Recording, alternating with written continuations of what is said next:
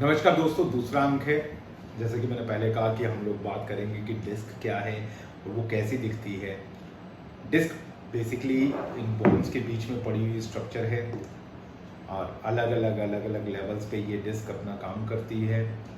लेकिन डिस्क के भी अलग अलग हिस्से हैं। कुछ ऐसी चीज़ें हैं जो हमें डिस्क के बारे में जाननी चाहिए कि वो स्पाइनल डिस्क है क्या आखिर। तो मैं आपको पहले तो एक ना सामान्य सी चीज़ दिखाता हूँ कि अंदर है क्या मामला। ठीक है, ये थोड़ी सी विकृत है। कईयों की क्यूरियोसिटी होगी कि ये तो सारा स्मूथ है, ये विकृत क्यों है। तो इसकी बात करेंगे जहाँ हम लोग स्पॉन्डिलाइटिस की बात करेंगे।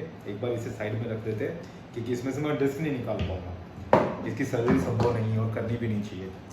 तो ये है बेसिकली एक नॉर्मल डिस्क। अगर मैं नॉर्मल डिस्क की बात करूँ ना, तो नॉर्मल डिस्क इस तरह की होती है। लंबर रीजन में खासकर ये थोड़ी सी इस शेप में आती है और यहाँ पर जो डिस्क है ना, उसमें दो हिस्से होते हैं। एक तो ये सेंट्रल हिस्सा है जो अंदर का हिस्सा है, इसको बोलते हैं nucleus pulposus. Nucleus pulposus basically वो जेली है जो कुख्यात है बाहर निकलने के लिए। ये जेली नुमा चीज है और ये जेली क्या करती है, ये शॉक एब्जॉर्प्शन का काम करती है। मतलब शॉकर की तरह हाइड्रोलिक जो सस्पेंशन होता है वो सस्पेंशन ये जेली हमें देती है। अब दूसरी चीज इसमें एक है ना, ये आप रिंग से बने देख पा रहे होंगे, ये छोटे छोटे रिंग बने हुए चारों तरफ, एक निशान देख पा रहे होंगे आप। ये रिंग क्या है? ये रिंग है बेसिकली एनुलर फाइबर्स। तो दो हिस्से हैं। अक्सर ये कहा जाता है कि ये डिस्क है ना बेजान सी चीज है, जैसे रबड़ की मेरे हाथ में वैसी रबड़ की शायद भगवान ने हमें लगा के भेज दी है।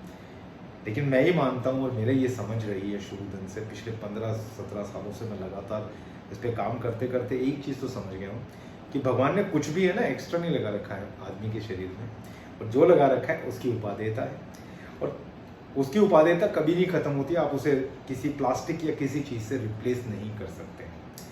और ये जिंदा है।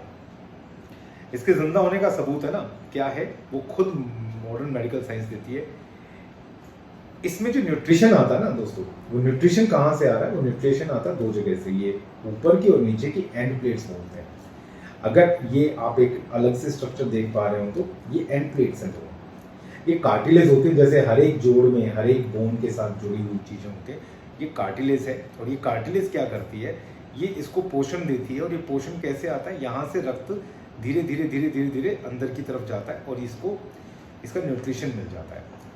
तो डिहाइड्रेटेड डिस्क आपने एमआरआई में देखा होगा या डेसिकेटेड डिस्क देखा होगा, दोनों में सेम सा वर्ड है। डेसिकेशन पतझड़ से है और डिहाइड्रेशन वही पतझड़ है, क्योंकि पानी की कमी की वजह से वो पत्ते झड़ने शुरू हो गए हैं। तो वो चीज़ क्या होती है, धीरे धीरे धीरे धीरे इसको पोषण नहीं मिलता तो ये खराब होती है, तो ये कमज़ोर होती है, तो इसकी इलास्टिसिटी कम होती है। क्योंकि जो अंदर का न्यूक्लियस पल्पोसस है ना दोस्तों, वो क्या कर रहा है, इसको जैसे ही मैं दबा रहा हूँ वो उसको वापस बाउंस बैक कर रहा है। मैं जैसे ही दबाऊंगा वो बाउंस बैक करेगा। लेकिन जब ये चीज कमजोर हो जाएगी, जब इसकी लचक कम हो जाएगी, तो क्या होगा, ये जैसे दबी तो दबी रह गई और वो समय के साथ साथ धीरे धीरे इस तरह से बाहर आना शुरू हो जाता है। ये हम बात करेंगे अगले वीडियो में कि ये किस तरह से बाहर आता है और ये क्या क्या कर सकता है, ताकि आपको उसके बारे में भी क्लैरिटी हो। तो जैसे ये बाहर आया, जैसे ये डी शेप हुआ, ये डी शेप क्यों हुआ? क्योंकि इसकी जो ताकत है, इसकी जो लचक है, इलास्टिसिटी है, जो इसको पानी से कह लीजिए, प्रोटीओग्लाइकॉन से कह लीजिए या कुछ प्रोटीन से कह लीजिए, उसकी वजह से इसकी लचक थी, वो लचक धीरे धीरे कम हो जाती है। और वो कम हुई लचक की वजह से ये धीरे धीरे इन फाइबर्स को पुश करके बाहर की तरफ आने लगता है। तो ये है डिस्क। अब आता है आयुर्वेद इसे कैसे देखता है। आयुर्वेद दो चीजें बहुत अच्छी बोलता है। पहली तो आयुर्वेद में ना हर एक ज्वाइंट में मज्जा का वर्णन है कि मज्जा हर एक ज्वाइंट का एक पार्ट होती है। तो मज्जा धातु को ये रिप्रेजेंट कर रही है। जो डिस्क है वो मज्जा धातु को जो रिप्रेजेंट करने वाली चीज है ना, वो क्या करती है, वो ज्वाइंट का पोषण कर रही है। तो कार्टिलेज हो या डिस्क हो, दोनों के दोनों इसमें वही काम कर रहे हैं। और इसमें अगर दोष की बात करूं तो कफ दोष है।